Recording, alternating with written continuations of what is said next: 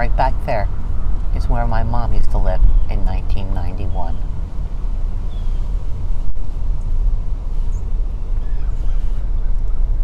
And then there was an acre between here, and this house was not here. And then right here is where we used to live in 1991. And this is where the story takes place.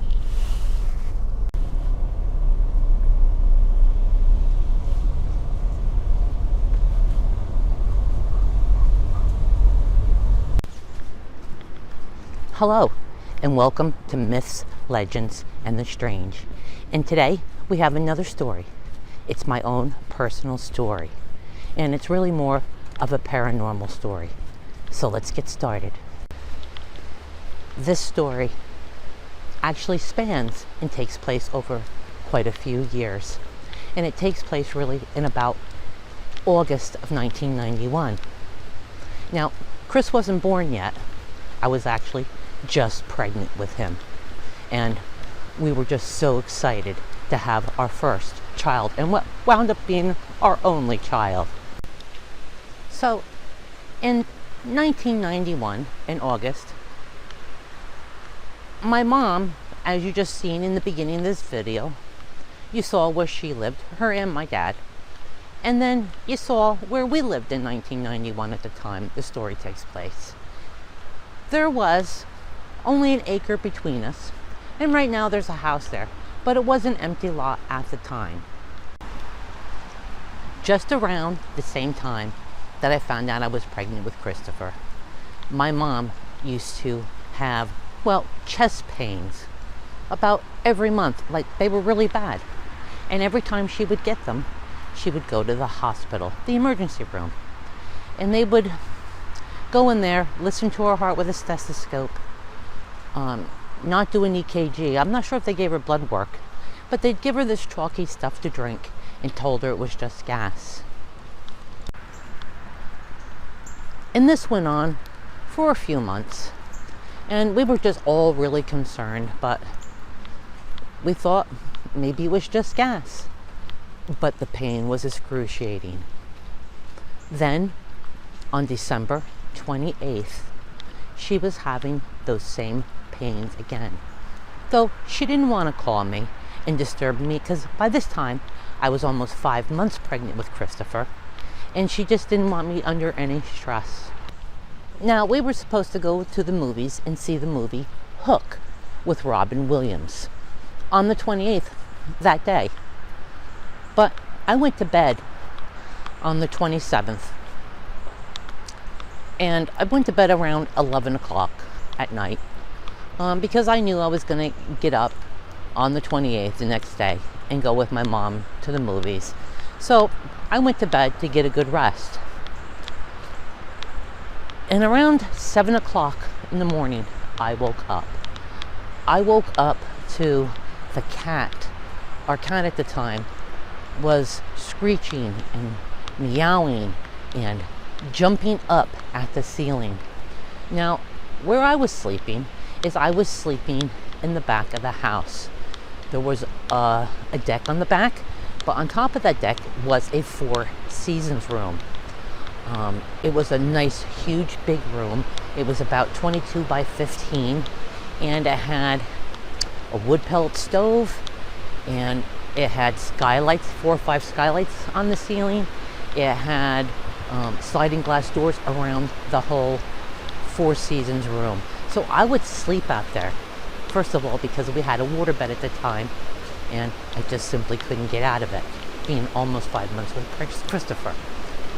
So I would be sleeping there because I could see the snow falling, I could see all the nature out in the back, and I could see the stars with the skylights. So that's where I slept during my pregnancy. So to get back to the story, around 7 o'clock, I woke up to the cat just making a lot of screeching and meowing and jumping up at the ceiling.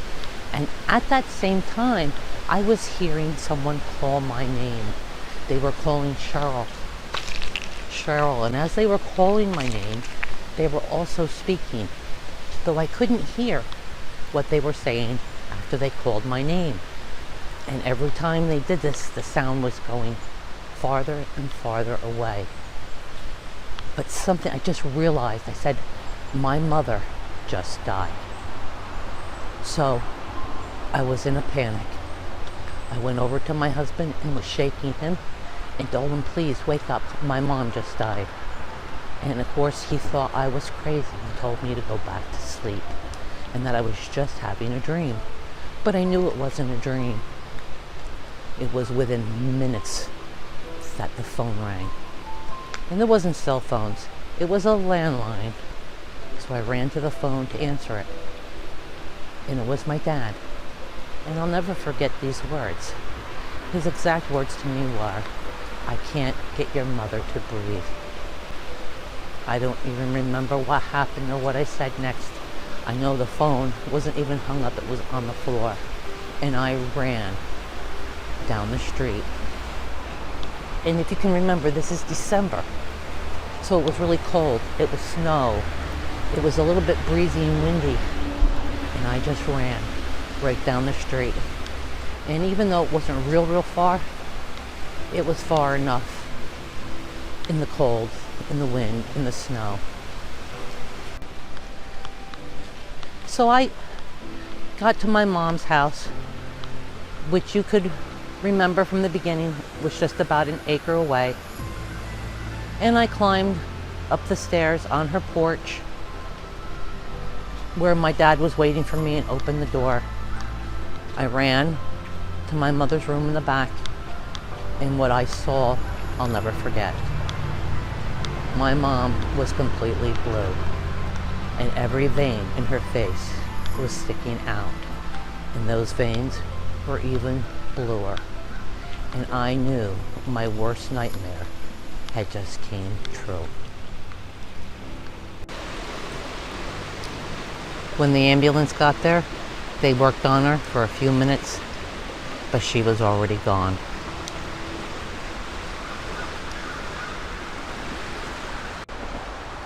It was a horrible experience because when you're pregnant, you need your mom. You need your mom even when you're not pregnant. But especially at that time in my life, all I had was my dad, my husband, and that's all I had to help me. My other family, on my husband's side, well, let's just say they were unavailable, and we'll keep it at that.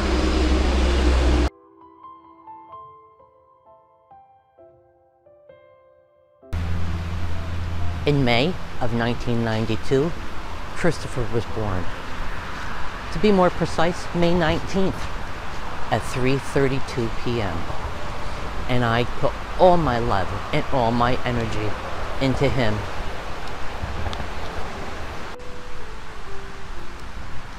My dad spent a lot of time with Christopher, all his free time.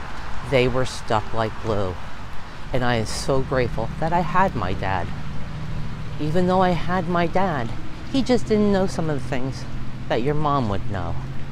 But my dad and Christopher grew to be best buddies.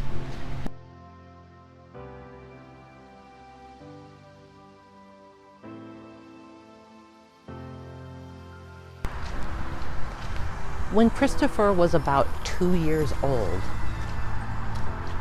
he used to come to me occasionally, probably weekly, and tell me that a woman comes and visits him and sits by his bed at night, and that she sometimes talks to him, but he can't hear her. It's like a whisper. And I remember asking him what she looks like, and he would say, you know, a woman.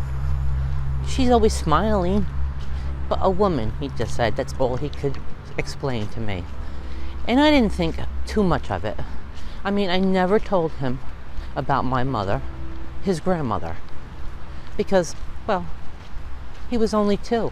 He was too young to understand about death and dying, and I figured I'd wait until he's 5, 6, 7 years old, until he can understand those things. So he didn't know anything about her. But he did this for quite a while. I remember him on and off telling me this. for at least a year. And then one day, when he was, close to 3.5, we went for a visit to my great-grandmother's house. Great-grandmother's. That was Christopher's great-great-grandmother. Now, we have seen her, and he had seen her plenty of times at family functions, but we had never been to her apartment. It was like an old age apartment complex. So we went there and visited her that day. And he sat on her lap for a while. And, they had a good conversation, laughing, giggling, hugging, kissing. And finally, he got up and went over to look at all her pictures. Now, if you can remember back around 1996, they still had these big console TVs. These huge TVs that sat on the floor. Very wide, very big, very heavy. And she had one of those that sat on the floor and was pushed up against a bay window, which was also very big and very wide. Well, my great-grandmother had pictures, at least 50 on there, of kids, grandkids, great-grandkids, great-great-grandkids. So Christopher was mesmerized by all those pictures. He went over there and was looking at pictures for quite a while. And pretty soon I heard him say, "Mommy, Mommy, come over here. This is the woman who comes and visits me all the time."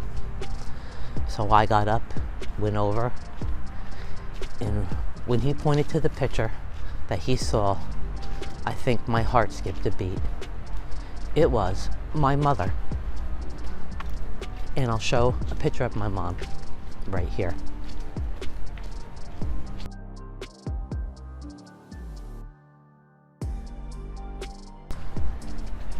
Now, this was just so hard to believe. But how could it not be true? He never had seen a picture of her. He never even heard of her because he was never told. And I just was mesmerized and stunned by that. Within a few months of that incident, Christopher would come to me and tell me, "Mommy, my head hurts." Okay, I'm all right. Just that quick, just like that. But he would do that on and off throughout the whole entire day. And I didn't know what to make of it. So he went to bed. The next morning he woke up and he was saying it again. "Mommy, my head hurts." Okay, I'm okay. And it didn't seem right to me. So what I did is I called this doctor and brought him in. And the doctor looked at him and told me that it was probably just sinuses. Kids do get headaches, and it's probably just sinuses. But I wouldn't take that for an answer. It just a mother's instinct. It just didn't seem right to me. And I asked the doctor, "Can we give him an MRI?" Well, his doctor said, "That's going to be probably impossible. There's no way you're going to get a 3.5-year-old in an MRI and be able to not move and be quiet for the length it takes to do that." And I just said, "I insist. There's just got to be some way we can do it." So he made the appointment and said, "Let's give it a try." We got to the MRI center, and like the doctor said, there was no way he was going to lay in there. They gave him an IV of some medicine to help him sleep, but he wouldn't sleep. He was fighting it. He held his eyes open with his 2 fingers and said, "I will not sleep for you." So what we wound up doing is we stuck him in the car, because this was February of 1996. So we turned the heat up full blast, so it was really hot in that car, and drove him around, and he fell asleep.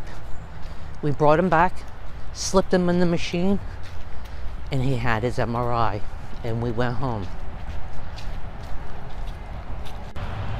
The next morning, the MRI center called and said, call your doctor now. Well, you can bet I called him that second. And he told me, drop what you're doing. Get Christopher to Children's Hospital immediately. He has a brain tumor, and it's life and death. You can't imagine the fear and the fret and the panic you're going through when you hear that. We drove all the way from the Poconos to Children's Hospital in Philadelphia with lightning speed. When we got there, the doctors examined him, and indeed, he had a brain tumor. And if I can remember, I believe it was called an astrocytoma, and that it was touching his brain, his spine, and his pituitary gland. And it was the size of a small grapefruit. Now, most people would wonder how a tumor can get that big in your head. And when you're little, like Christopher, your brain doesn't encompass your whole head like ours does. So your brain is smaller. It's at the very top of your head. I guess where your soft spot is, somewhere around there. That's what I was told.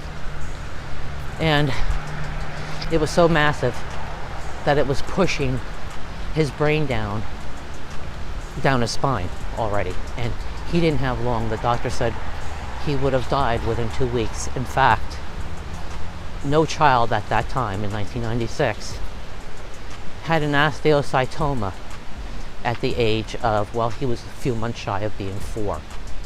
They've all, if they had those, died by the age of 2. Now, Christopher's brain tumor affected his growth and affected his motor skills. He should have been 2 to 4 inches taller than he is now, and his motor skills are still, well, they're not like mine and yours. So you'll notice when we're walking or when we're climbing up hills or going down hills on rocks, it takes him a little bit longer. He's more careful because his motor skills aren't as fine-tuned as ours, even to this day. And I'm going to put right after this clip, a little clip of Christopher 2 weeks after he got home from his surgery, just so you can see.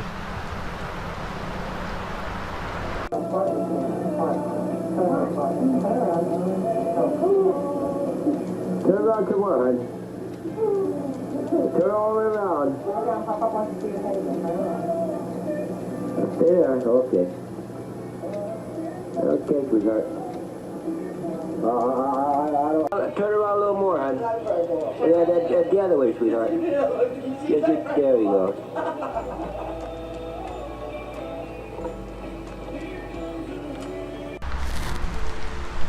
But it wasn't long after Christopher's surgery that he told me that that woman never comes, or his grandmother never comes and visits him anymore. That she's gone. That she came for all those years and just stopped.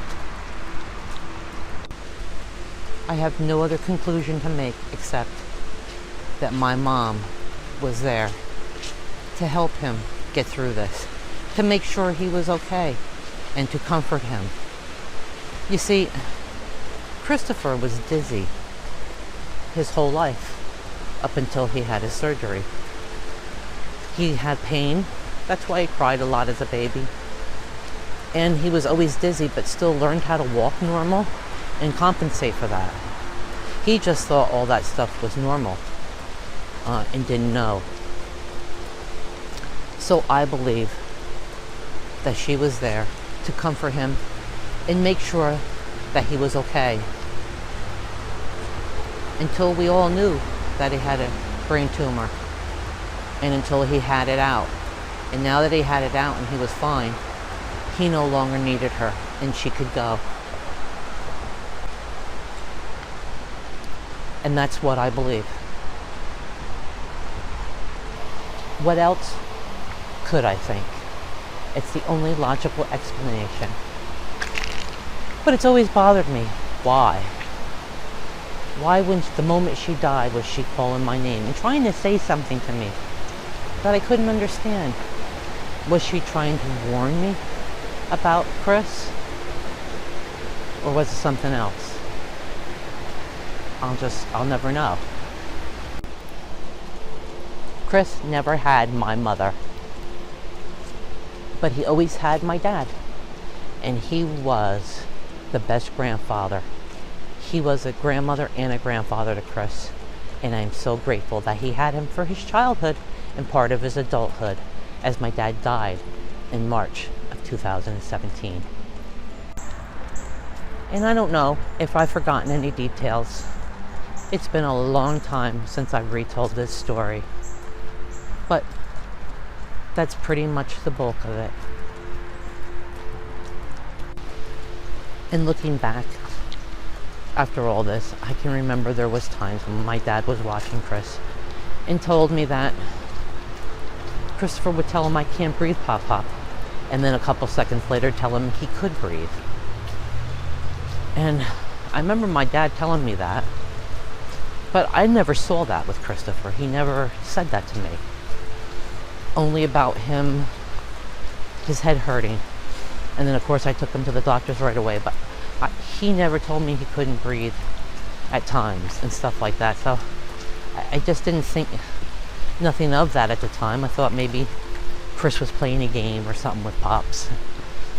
But when I go back and think about it, because the doctors told me that what would have happened to Christopher is that he would have either stopped breathing or his heart would have stopped, one of the two, because your brain controls those things and it would have shut off those.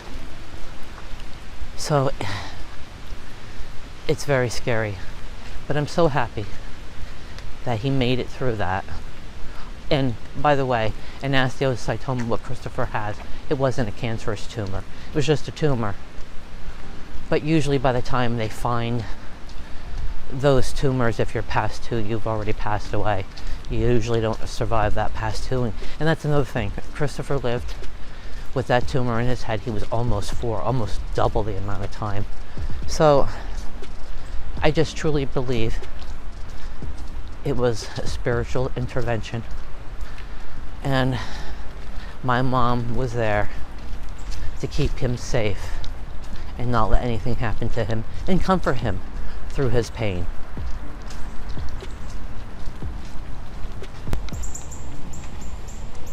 Mom and Dad, I love you both, and you're always in my heart and in my mind, in memories. And for all of you, health, happiness, and peace always. And to this day, I've never seen the movie Hook, and I never probably will.